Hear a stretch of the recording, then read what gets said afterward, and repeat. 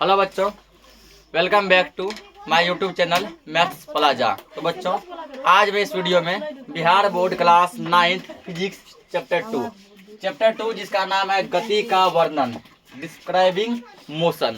तो आज मैं इस चैप्टर के बारे में समझने वाला हूं और इससे जो भी इम्पोर्टेंट टॉपिक बनेगा उसको लिखाने वाला हूं। तो वो चैप्टर का नाम क्या दिया है, गति का वर्णन, ठीक ना। यानी गति के बारे में हम लोग समझेंगे। किसके बारे में समझेंगे? गति के बारे में। तो गति के बारे में समझने के लिए हमको समझना पड़ेगा सबसे पहले कि गति है क्या, उसके बाद इसका क्या क्या फॉर्मेट होता है, ठीक ना। उसके बाद जो है विराम क्या होता है। हम लोग देखो अपने दैनिक जीवन में जो देखते हैं, क्या देखते हैं कि कोई चीज कहीं पे क्या स्थिर रहता है, ठीक ना। कोई चीज क्या है, स्थिर है यानी फिक्स है। और कोई चीज क्या है, चलता हुआ दिखाई देता है। कोई चीज क्या करता हुआ दिखाई देता है, चलता हुआ दिखाई देता है, ठीक ना। तो जो चीज समझो कि चलता हुआ दिखाई देता है वो कहलाता है गति, यानी गतिशील वस्तु, ठीक। और जो चीज जो है कहीं पे स्थिर है वो है विराम। वो किस अवस्था में है? विराम अवस्था में, ठीक ना। तो वस्तु जो है दो प्रकार की अवस्थाएं दिखाती है। पहला गतिशील अवस्था, दूसरा विराम अवस्था, ठीक ना। तो कोई भी वस्तु जो कि विराम अवस्था में है, विराम कहने का मतलब हुआ कि रुका हुआ है। विराम मतलब रुका हुआ है। वो तब तक रुका हुआ रहता है जब तक कि उसमें कोई बाहरी बल ना लगे, कोई बाहरी बल ना लगे। जैसे मान के चलो कि अभी जो है तुम लोगों के सामने जो बेंच है, ठीक ना, बेंच रखा हुआ है, ये तब तक रखा हुआ रहेगा जब तक कि हम लोग इसमें एक लात नहीं देंगे खींच के, ठीक ना। जैसे तो इसमें एक लात देगा खींच के, ये जो हिलडोल हिलडोल करने लगेगा, अब वो गति में आ गया। किसमें आ गया? गति में। कोई गाड़ी कहीं मानो लगा हुआ है, ठीक ना, खड़ा है, जब तक ड्राइवर उसमें जाके उसको स्टार्ट करके आगे नहीं बढ़ाएगा तब तक गाड़ी जो वहीं का ज्यों का त्यों पड़ा रहेगा, रहता है ना। तो गाड़ी जब तक पड़ा था वो था विराम अवस्था में। किसमें था?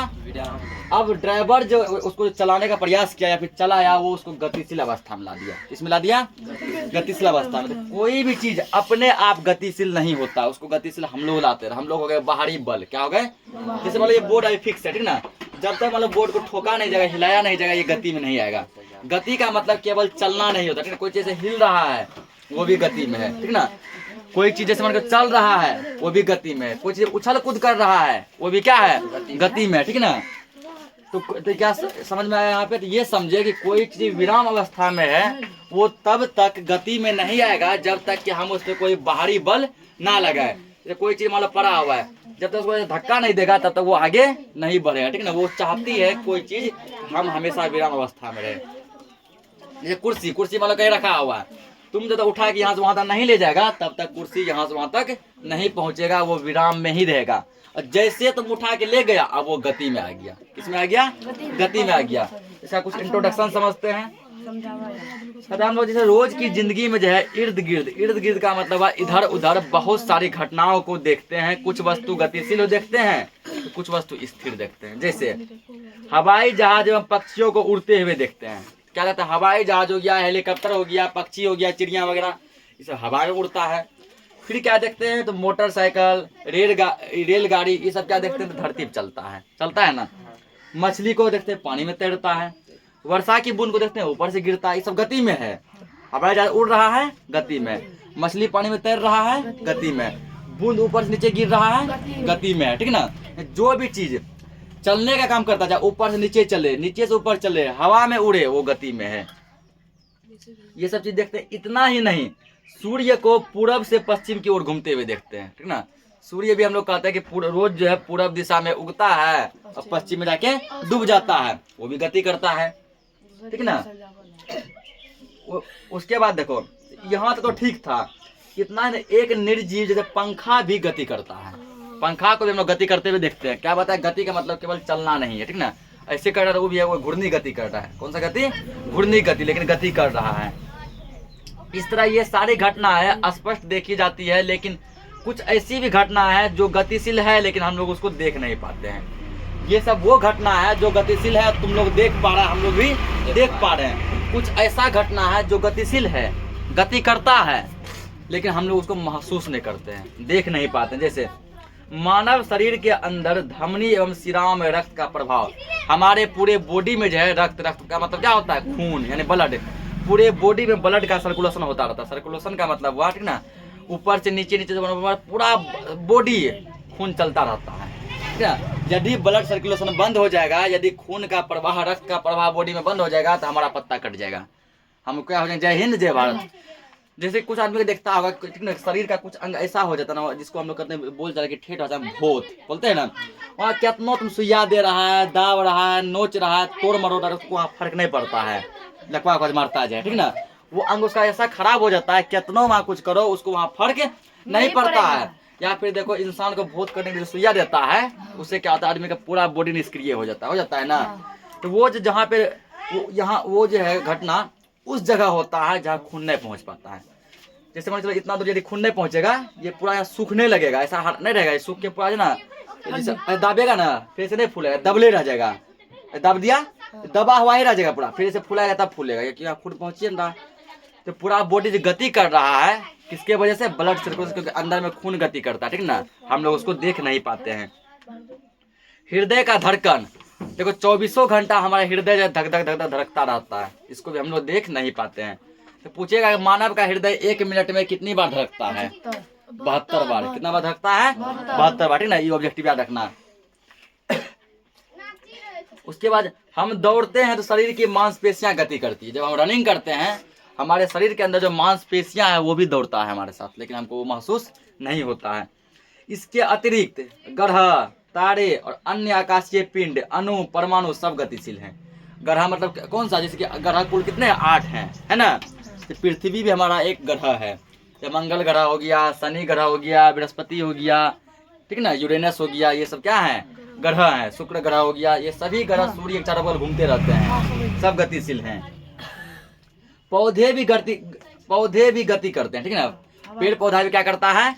गति करता है, लेकिन उनकी गति आंतरिक होती है, वो जो एक जगह से दूसरी जगह उठ के नहीं जाता है। साथ ही पौधे के आंतरिक भाग के कुछ विशेष भाग में भी गति होती है।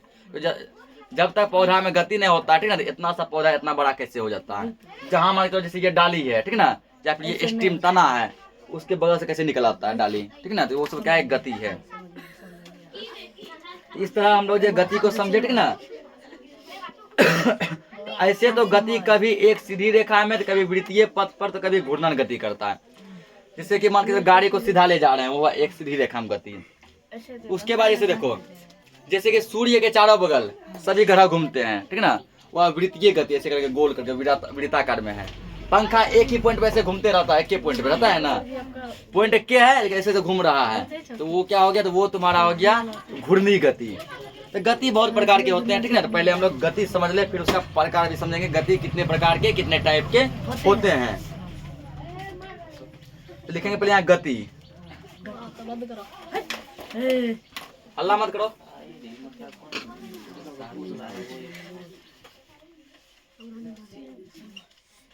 पहला क्या आगे समझ, तो गति का, तुम गति का चैप्टर पढ़ रहा, गति ये मालूम नहीं है तो क्या फायदा ऐसा पढ़ के, ठीक ना। पहले क्या है? गति। गति में पहले मत लिखो, गति पहले समझने के लिए पहले रेस्ट समझ लो।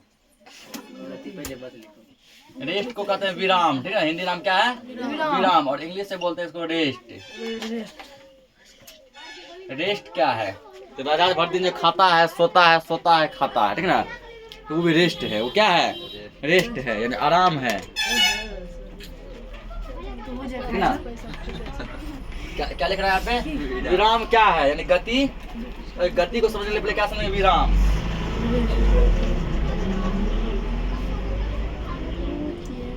यहाँ पे तो जब कोई वस्तु समय के साथ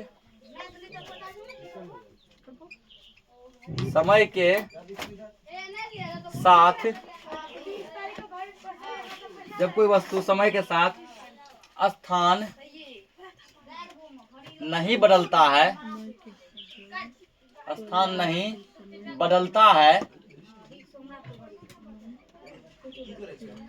जब कोई वस्तु समय के साथ स्थान नहीं बदलता है, तो उस वस्तु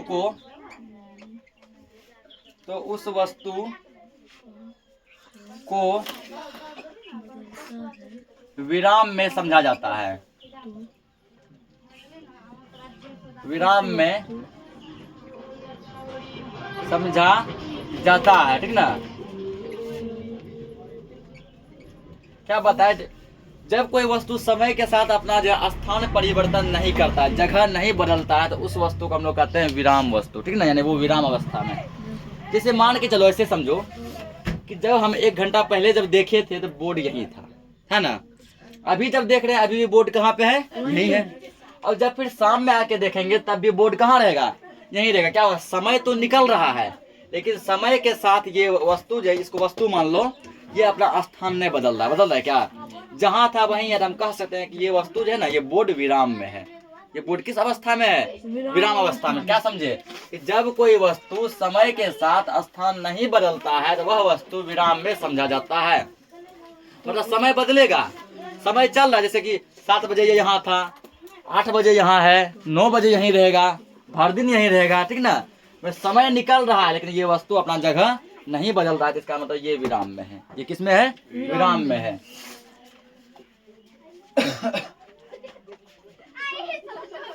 ठीक ना, विराम समझ गया। एक तो कोई एग्जांपल भी लिख लो, जैसे जैसे लिखेंगे यहाँ पे, मेज पर पड़ी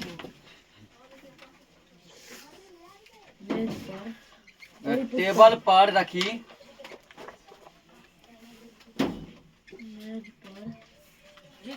टेबल पर रखी पुस्तक,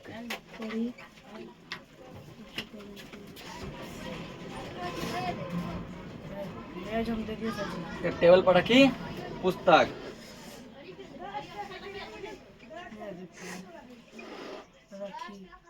गोल घर पर बैठा बालक इत्यादि। जैसे मान के चलो, ठीक ना, कि कोई चीज में टेबल पे किताब रखा हुआ है, जब तक हम उसको उठाकर एक जगह से दूसरी जगह नहीं ले जाएंगे तो क्या वो किताब खुद से जाएगा, नहीं, तो वो किताब विराम अवस्था में है। गोल घर पे कोई बालक बैठल है, ठीक ना, पूरा मजा आ रहा है बैठने, वो हिल डोल नहीं रहा है, वो लड़का किसमें है, विराम अवस्था में है।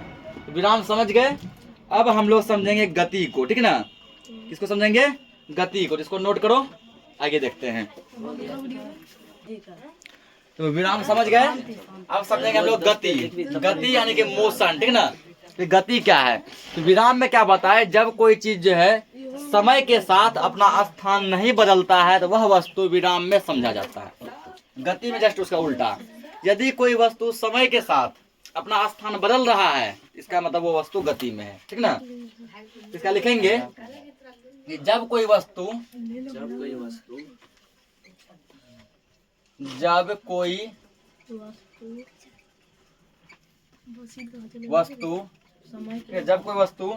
समय के साथ अपना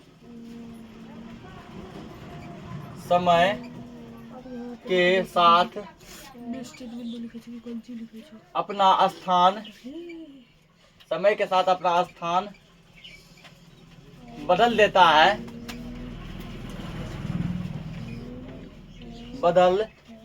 है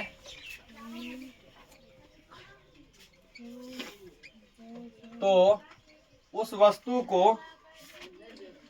वस्तु को गति में समझा जाता है।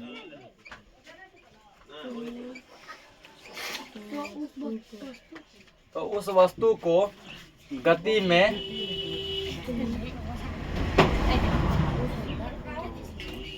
समझा जाता है।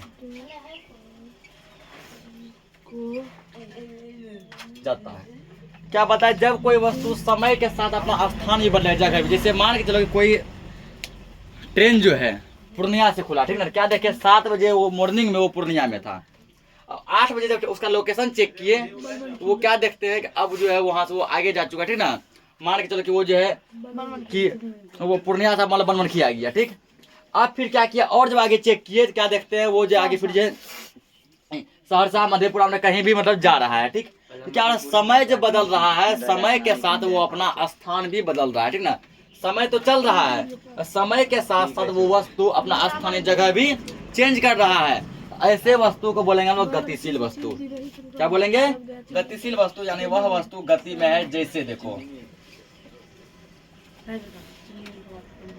जिससे मान यहाँ पे, ठीक ना, दौड़ता हुआ बालक, कोई लड़का मतलब दौड़ रहा है तो दौड़ते दौड़ते क्या रहा, उसका समय भी चल रहा है ना, समय भी चल रहा है और लड़का जो है स्थान भी बदल रहा है। जहां से दौड़ना स्टार्ट किया था अब वह वहां पर नहीं है बल्कि उससे आगे है। दौड़ता हुआ बालक, उसके बाद जैसे मान लीजिए उड़ती हुई चिड़िया,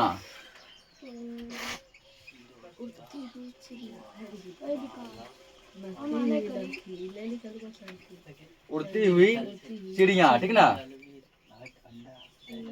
दौड़ता हुआ बालक हो गया, उड़ती हुई चिड़िया, चलती हुई रेलगाड़ी, ठीक ना, नाचती हुई लड़की, उसके बाद पानी में तैरता हुआ मनुष्य, उसके बाद बहता हुआ नदी का धारा, नदी बहती है ना, ये सभी क्या है, गति के उदाहरण हैं। ये क्या सभी क्या गति के उदाहरण है, ठीक ना। इसको नोट करो।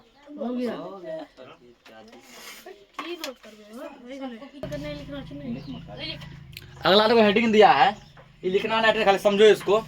विराम एवं गति परस्पर सापेक्षिक है। परस्पर का मतलब होता है आपस में, ठीक ना। सापेक्षिक का मतलब हो गया मतलब रिलेटेड, कि विराम और गति यानी विराम यानी रेस्ट, गति यानी मोशन।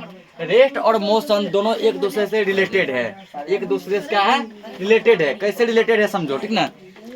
जैसे देखो रेलगाड़ी के अंदर जो यात्री बैठा है, जो पैसेंजर बैठा है, जो सवारी बैठा है, ठीक, वो जब रेलगाड़ी के अंदर जो दूसरे सवारी को बैठा हुआ देखता है, लगता है वो सवारी वहाँ पे स्थिर है। हल्ला मत करो, वो क्या है, स्थिर है, ठीक ना।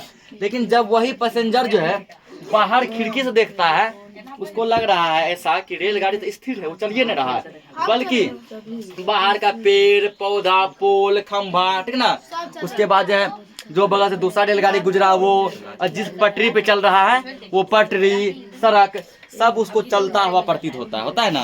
हम ही लोग जैसे मान के चलो बस पे जब चलते हैं या बाइक पे चलता है, लगता है हमारा बस स्थिर है। बस क्या है, स्थिर है, बस विराम अवस्था में, बल्कि रोड चल रहा है, रोड के बगल जो पेड़ पौधे हैं वो चल रहे हैं, जो खंभा है, जो पोल है वो चल रहा है, ठीक ना। उसके बाद रोड के अगल बगल जो लोगों का घर बसा है, बस्ती बसा हुआ है, लोग जो खड़े हैं, बड़ा बड़ा सामान रखा है, वो चल रहा है। लेकिन बस जो है नहीं चल रहा है, बस स्थिर है, बस फिक्स है। ऐसा लग रहा है कब, जब हम लोग बस के अंदर से देखते हैं तब, ठीक ना। और जब कोई व्यक्ति बाहर खड़ा होकर देखता है तो उसको लगता है बस चल रहा है। उसको क्या लगता है, उसको लगता है बस चल रहा है, बल्कि रोड स्थिर है, खंभा स्थिर है, पोल स्थिर है, ठीक ना, पेड़ पौधे घर ये सब क्या है, स्थिर है, यानी सब विराम अवस्था में। लेकिन बस या ट्रेन वो गतिशील है, वो चल रहा है। और जब बस या ट्रेन के अंदर कोई आदमी बैठ के देखता है बाहर खिड़की से, उसको लगता है बस या ट्रेन स्थिर है, बाहर का सब वस्तु क्या हो रहा है, चल रहा है। इससे ये पता चलता है विराम और गति आपस में सापेक्षिक रिलेटेड है, ठीक ना। जब देखो बस के अंदर से आदमी देखा, वो सब है गति में, लेकिन उसको नहीं लग रहा हम गति में है, उसको ऐसा महसूस हो रहा है कि हम क्या है, स्थिर है, ठीक ना, बल्कि बाहर का सब वस्तु क्या है, गतिशील है, ऐसा महसूस हो रहा है। और जब बाहर का कोई व्यक्ति देखता है, उसको लगता है कि हम स्थिर हैं, लगता है ना, बस या रेलगाड़ी चल रहा है। इससे क्या है, तो विराम और गति दोनों आपस में एक दूसरे से रिलेटेड है, दोनों परस्पर सापेक्षिक हैं, ठीक ना। तो अगला हेडिंग है सीधी रेखा पर किसी वस्तु की स्थिति का निर्धारण, ठीक ना। कोई वस्तु को हमको सीधी रेखा पे दिखाना कि वो वस्तु उस रेखा पर कहाँ पर स्थित होगा, ठीक ना, वो कहाँ पर आएगा। उसके लिए हमको जो दो चीज पता होना चाहिए। कितना चीज, दो चीज। पहला ये कि वो वस्तु जो है मूल बिंदु से कितना दूर है, मूल बिंदु से कितना दूर है। और दूसरा ये पता होना चाहिए कि वो मूल बिंदु से किस दिशा में है, मूल बिंदु से किस दिशा में है, उत्तर में है कि दक्षिण में है, पूर्व में है कि पश्चिम में। जैसे मान के चलो, ठीक ना, जैसे मान के चलो कि तुमको जो है ऐसा बोल दिया गया कि पटना में गोलघर गांधी मैदान से 1 किलोमीटर दूर है, ठीक, गोलघर जो है पटना में गांधी मैदान से 1 किलोमीटर दूर है। तुम इसको जो है सीधी रेखा पे नहीं दिखा पाएगा, ठीक ना। जैसे ये मान के चलो यहाँ तुमको, ये तुम्हारा हो गया गांधी मैदान, ये माना गांधी मैदान, ठीक ना, ये दे दिया, ये गांधी मैदान हो गया। अब क्या बोला कि यहाँ से जो गोलघर है, ध्यान समझो, यहाँ से जो गोलघर है वो 1 किलोमीटर दूर है, ठीक ना। हम लोग बौख जाएंगे। अब देखो इधर भी 1 किलोमीटर जा सकते हैं ना, इधर भी जा सकते हैं, यहाँ भी जाएंगे, इधर भी जा सकते हैं, इधर भी, वो इधर भी। 1 किलोमीटर कहीं भी जा सकते हैं, हमको पता नहीं लग पा रहा है कि गांधी मैदान है किधर। ठीक ना। ऐसे में आदमी बौख जाएगा और उस वस्तु को नहीं ढूंढ पाएगा जो कि लोकेशन बोला गया। ढूंढ पाएंगे? केवल क्या बोला कि पटना में गोल घर गांधी मैदान से 1 किलोमीटर दूर है। ये है गांधी मैदान। हमको ये आइडिया नहीं है, लोकेशन नहीं मिल पा रहा है गांधी मैदान से किधर जाना है। गांधी मैदान से बस इतना जानते हैं कि 1 किलोमीटर जाना है। किधर जाना है? 1 किलोमीटर उत्तर जाएंगे कि 1 किलोमीटर दक्षिण जाएंगे कि 1 किलोमीटर पूरब जाएंगे, पश्चिम जाएंगे, आखिर जाएंगे किधर? 1 किलोमीटर हम किस दिशा में जाना है? आदमी क्या करेगा, ऐसे में चारों दिशा में बारी बारी जगह जाएगा ना। एक बार हमारा उत्तर गया, नहीं मिला, फिर लौट आया, फिर दक्षिण गया, नहीं मिला, फिर लौट आया, पूरब गया, नहीं मिला, फिर लौट गया, अब पश्चिम गया तो कहीं ना कहीं मिलेगा। ऐसे में आदमी बौख जाएगा। अब मान के चलो तुमको बोल दिया गया, ठीक ना, कि पटना में गोल घर गांधी मैदान से 1 किलोमीटर पश्चिम में है। अब हमको लोकेशन है वो पता चल गया, ठीक ना। ये होता है ऊपर कहलाता है नॉर्थ, नॉर्थ मतलब उत्तर, नीचे कहलाता है साउथ, साउथ मतलब दक्षिण, दाएं साइड कहलाता है ईस्ट, ईस्ट मतलब क्या होता है? पूरब। अब बाएं साइड कहलाता है वेस्ट यानी पश्चिम। East west north south. तो पहले क्या बोला था? पहले बोला था केवल कि पटना में गोल घर गांधी मैदान से 1 किलोमीटर दूर है। आइडिया नहीं था, हम लोग बौख गए। हाँ। अब एक लोकेशन दिया कि देखो बाबू पटना में गोल घर है। बोले जी सर, वो जो है गांधी मैदान से 1 किलोमीटर पश्चिम दिशा में। तो तुमको आइडिया लग गया, पहले गांधी मैदान जाना है, आगे गांधी मैदान। हाँ। अब पश्चिम जाना है, कितना किलोमीटर? 1 किलोमीटर। 1 किलोमीटर। लो भैया मिल गया गोल घर, हाँ, ठीक ना। बढ़िया गोल घर। क्या हो गया? गोल घर मिल गया। यानी कि पता चला कि किसी चीज को ढूंढने के लिए 2 चीज चाहिए। हाँ। पहला तो वो चीज जो उस जगह से कितना दूर है, हाँ। दूरी पहले पता होना चाहिए। और एक ठो- दूसरा की दिशा, वो किस दिशा में है। जैसे मान के चलो कि हम लोग अभी धमधा में हाँ। बोल दिया कि हनुमान मंदिर धमधा मार्केट से आधा किलोमीटर पूर्व दिशा में है। अब आइडिया लग गया कि पहले धमधा मार्केट जाना है, पहुंच गए। वहाँ उसके बाद जो है वहां से हमको पूरब दिशा में आधा किलोमीटर जाना है। पूरब दिशा में कितना दूर जाएंगे? आधा किलोमीटर। यदि ऐसा बोल देता है हनुमान मंदिर धमधा मार्केट से आधा किलोमीटर दूर है, फिर बौख जाते किधर, ठीक ना। यानी कि किसी वस्तु के निर्धारण के लिए हमको क्या चाहिए? तो 2 चीज चाहिए, पहला दूरी, दूसरा दिशा। दिशा। देखो यहाँ पे जैसे कि अभी एग्जाम्पल हम लोग लिए, पहला एक एग्जाम्पल क्या लिए? गांधी मैदान, ठीक ना। कि गांधी मैदान से हमको गोल घर ढूंढना है, तो वहाँ गांधी मैदान जो हो गया वो हुआ था निर्देशक बिंदु यानी मूल बिंदु। तुमको एक निर्देश दिया गया कि तुमको सबसे पहले जो जाना है पटना में, वो कहाँ जाना है? गांधी मैदान में। पहुंच गए।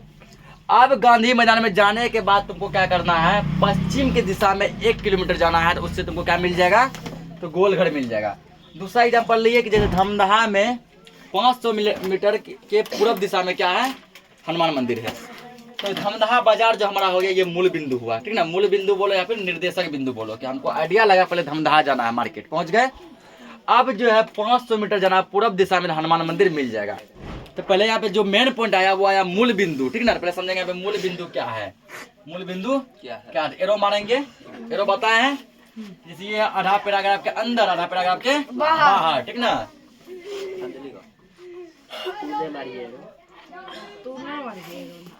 लिखेंगे यहाँ पे किसी वस्तु की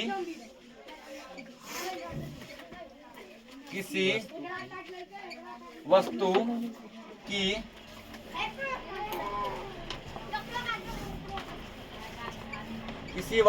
स्थिति को निर्धारित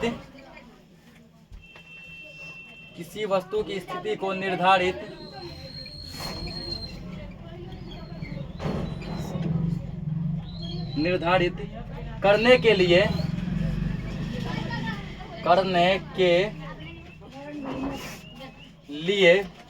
किसी वस्तु की स्थिति को निर्धारित करने के लिए एक निर्देश बिंदु, एक हल्ला मत करो, एक निर्देश बिंदु ली जाती है,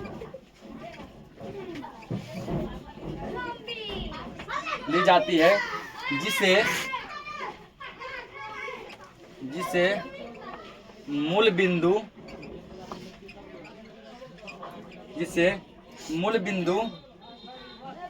कहा जाता है। मूल बिंदु या निर्देश बिंदु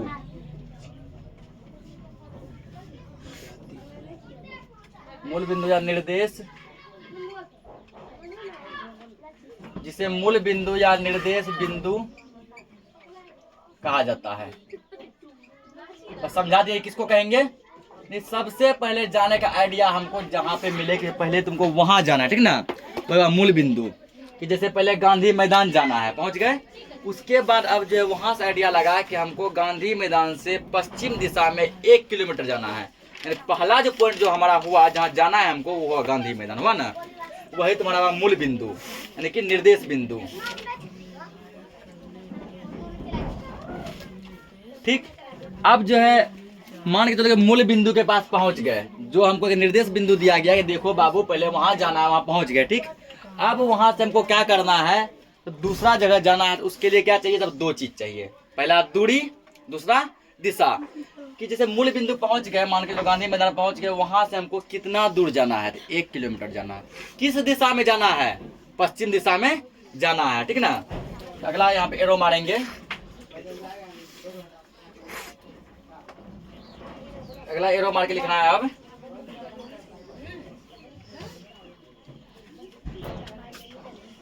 अब यदि सीधी रेखा, यदि सीधी रेखा के अनुरेख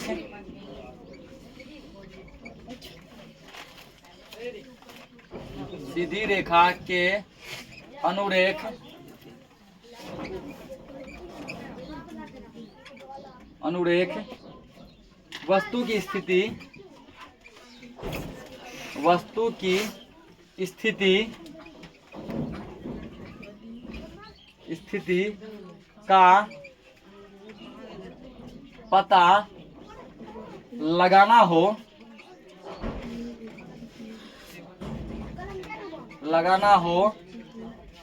तो 2 मुख्य बातों पर, 2 मुख्य बातों पर ध्यान देना चाहिए, ठीक ना। 2 मुख्य बात क्या है, कई बार समझा दिया अभी। तो पहला जो मुख्य बात है वो क्या है, वह निर्देश बिंदु से उस वस्तु की दूरी। जो निर्देश बिंदु हमको दिया गया, जो मूल बिंदु दिया गया कि बाबू तुमको पहले वहां जाना है, वहां से वह वस्तु कितना दूर है। निर्देश बिंदु से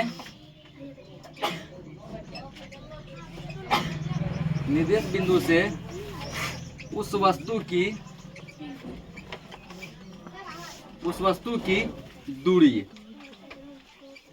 जहां पहुंचना है वो जो है निर्देश बिंदु से कितना दूर है, पहला बात इस पे ध्यान देंगे, दूरी पर।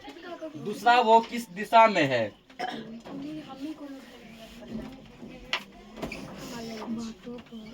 निर्देश बिंदु से वस्तु की दिशा, निर्देश बिंदु से वस्तु की दिशा, निर्देश बिंदु से वस्तु की दिशा, कि वह वस्तु जो है किस दिशा में है, ठीक है, वह वस्तु किस दिशा में है। ये 2 बातों पे हमको ध्यान देना होगा।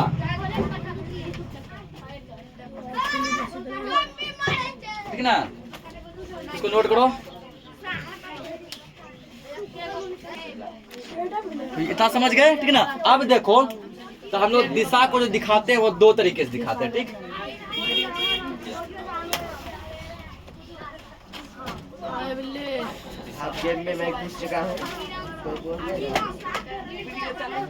दिशा को कैसे दिखाते हैं, 2 तरीके से दिखाते हैं, ठीक ना। इसका मान चलो यदि ये पहला फिगर है, ठीक ना, अब ये पहला, ये क्या हो गया, दूसरा।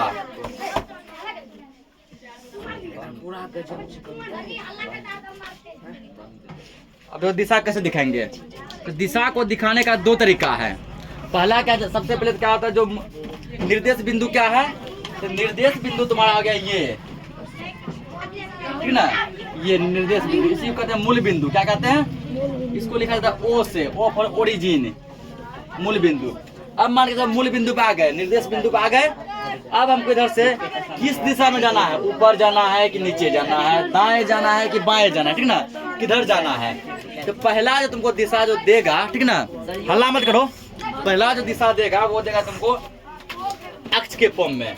जैसे ये तुम्हारा हो गया एक्स अक्ष, ये क्या हो गया एक्स अक्ष। इधर होगा तो पॉजिटिव मान होगा, यानी प्लस वाला मान होगा। इधर तुम्हारा ये होगा एक्स डैश, क्या होगा एक्स डैश, ठीक ना। अक्ष नहीं लिखेगा छोड़ दो, अक्ष नहीं भी यदि लिखेगा छोड़ दो। ये हो गया तुम्हारा एक्स, ये क्या हो गया तुम्हारा एक्स डैश हो गया। सुनो ध्यान से, ये रहेगा पॉजिटिव, 1 2 3 किस में आएगा, प्लस में आएगा, ठीक ना। उसके बाद ये रहेगा तुम्हारा इस साइड रहेगा नेगेटिव, -1 -2 ऐसे करके, ठीक। उसके बाद ऊपर जो होता है, ऊपर होता है y अक्ष, ये y हो गया, क्या हो गया y। ये तुम्हारा पॉजिटिव रहेगा 1 2 3 4 ऐसे। नीचे रहेगा y डैश, ये रहेगा नेगेटिव, -1 -2 -3। अब मान के चलो मूल बिंदु आ गया, बोला है कोई वस्तु, सुनो कोई वस्तु मूल बिंदु से 5 मीटर x दिशा में है, तो 5 मीटर x दिशा में इधर जाएंगे, ठीक ना। बोला कोई वस्तु मूल बिंदु से 3 मीटर y डैश दिशा में है, y डैश अक्ष पे, मूल बिंदु से 3 मीटर y डैश में आएंगे, यानी y डैश। बोला कोई वस्तु 2 मीटर y दिशा में है, 2 मीटर y इधर आएंगे, ठीक। पहला ऐसे दूसरा दिखाते दिशा के फॉर्म में। नॉर्थ, नॉर्थ मतलब क्या होता है उत्तर, नॉर्थ मतलब उत्तर। क्योंकि साउथ, साउथ मतलब क्या होता है दक्षिण। ये ईस्ट, ईस्ट मतलब क्या होता है पूरब। ये होता है वेस्ट, वेस्ट मतलब क्या होता है पश्चिम। तो दूसरा दिशा ऐसे दिखा है, कोई वस्तु मान के चलो मूल बिंदु से 3 मीटर पश्चिम दिशा में, मूल बिंदु से यहाँ आएंगे 3 मीटर, मूल बिंदु से 7 मीटर उत्तर में है, 7 मीटर उत्तर में जाएंगे, ठीक ना। समझ गया। जिसको नाम बताना है नॉर्थ कर लिख दो ब्रैकेट में, उत्तर, ये दक्षिण, ये पूरब, ये पश्चिम, ठीक। इसको नोट करो, अभी प्रॉब्लम तो ना, नॉर्थ साउथ ईस्ट वेस्ट, या तो एक्स के फॉर्म में देगा या फिर इस फॉर्म में देगा। अब इस पे एक क्वेश्चन देखते हैं छोटा सा। तो क्वेश्चन कह रहा है यदि कोई वस्तु है, ठीक ना, वो मूल बिंदु से 3 मीटर दूर है, किधर है, किस दिशा में, एक्स अक्ष। अभी क्या बताया, दिशा 2 टाइप से देगा, या तो देगा अक्ष के फॉर्म में, एक्स अक्ष, एक्स डैश अक्ष, वाई डैश अक्ष, ठीक है ऐसे। क्या देगा, उत्तर दिशा में है, पूर्व दिशा में है, दक्षिण दिशा में है, पश्चिम दिशा में, ऐसे। इसको तो दिखाएंगे कैसे। तो सबसे पहले आपको क्या करना पड़ेगा, एक ग्राफ लेना पड़ेगा।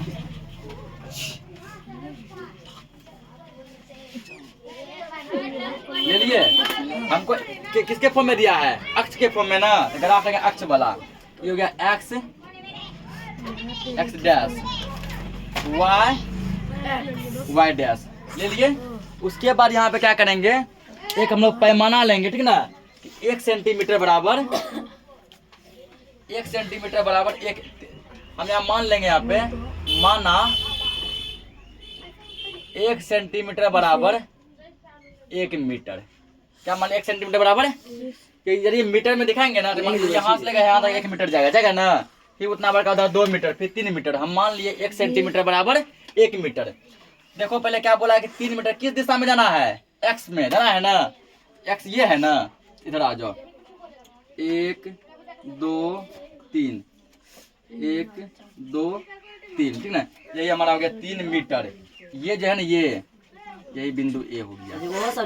ये बिंदु क्या हो गया, ये दिखा, देखो 1 सेंटीमीटर हुआ, 2 सेंटीमीटर, 3 सेंटीमीटर। हम माने कि 1 सेंटीमीटर बराबर 1 मीटर, यानी ये है 1 सेंटीमीटर, और ये तुम्हारा हो गया यहाँ पे मूल बिंदु। ये हो गया 1 सेंटीमीटर, तो ये हो गया 1 मीटर, मान लिया है ना। ये 2 मीटर, ये 3 मीटर, यानी कि क्या बोला कि वस्तु जो है मूल बिंदु से, देखो वस्तु मूल बिंदु से 3 मीटर की दूर पर, 3 मीटर की दूर पर एक्स अक्ष पर है, एक्स अक्ष पे है। इसको इस प्रकार पढ़ेंगे, या तो कि वस्तु मूल बिंदु से 3 मीटर की दूरी पर पूरब दिशा में, क्योंकि इसको पूरब भी कहते हैं ना, इसको उत्तर दक्षिण पूरब पश्चिम, तो पूरब भी कहते हैं, ठीक ना। तो आज के लिए जो है लेक्चर को इतना ही रखते हैं, मिलते हैं हम लोग नेक्स्ट लेक्चर में, तब तक के लिए जय हिंद।